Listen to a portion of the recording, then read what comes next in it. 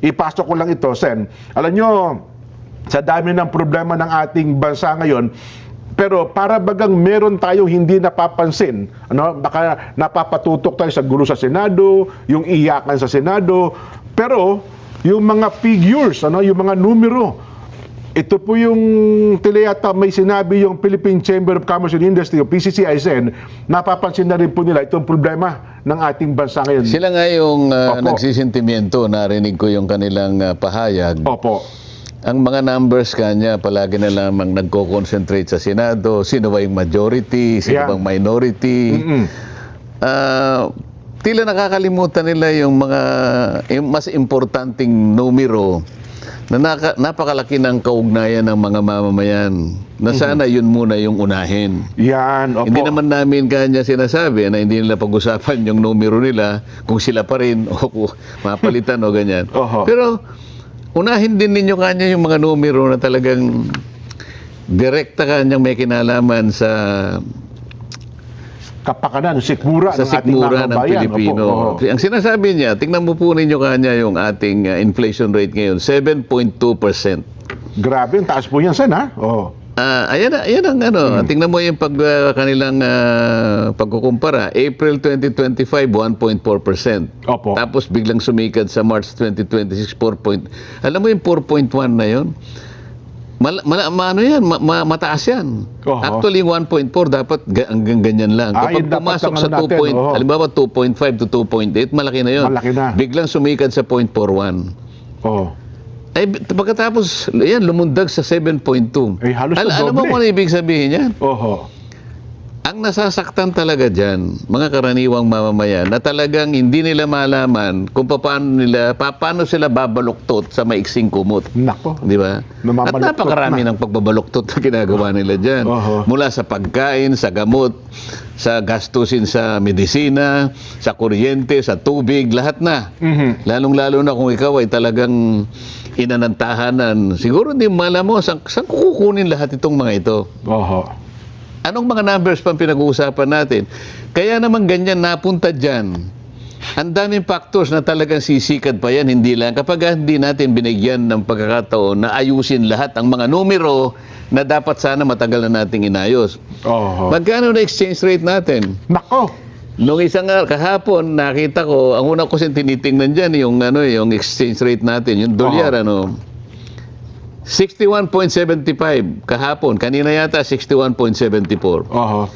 Ito daw po, bago nagsara, 69, Sen. Ngayon yan. Opo, ngayon. Sa maniwala ka sa hindi, alam mo, last month, yung tagapagsalita ng Pangulo na babaeng... si Auntie Claire. Hindi ko alam ang pangalan. Sabi niya, ang gusto rin ng Pangulo ay hindi tataas sa 60. Nako, Sabi ko, ba't ganito yung sinasabi nitong babaeng ito? Palagay ko hindi sinabi sa kanya ng Pangulo yun. Alam mo kung bakit? Bakit daw po? Hindi naman binobroadcast yun eh.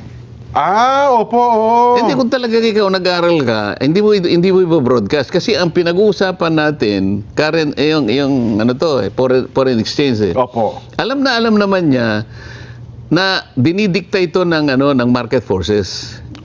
Hindi ka pwedeng magsalita ng gano'n kasi pag sinabi niya yun, mapipilitan na sabihin mo na lahat, in-instructan mo yung central bank, gumawa ka ng paraan. Indirectly, parang gano'n. Para kontrolin mo. Alam mo, hindi mo pwedeng kontrolin ng gano'n eh. Either magbenta ka ng currency na napakamahal, lugi tayo. Tapos bibili ka ng currency na napakamahal, magbebenta.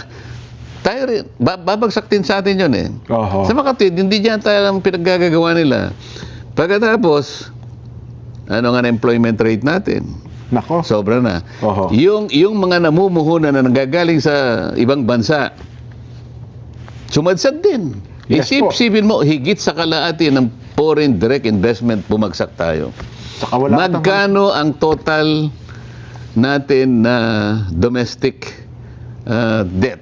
International debt, alam mo ba? Outstanding debt. May idea ka? Mga 18 trillion na po siguro.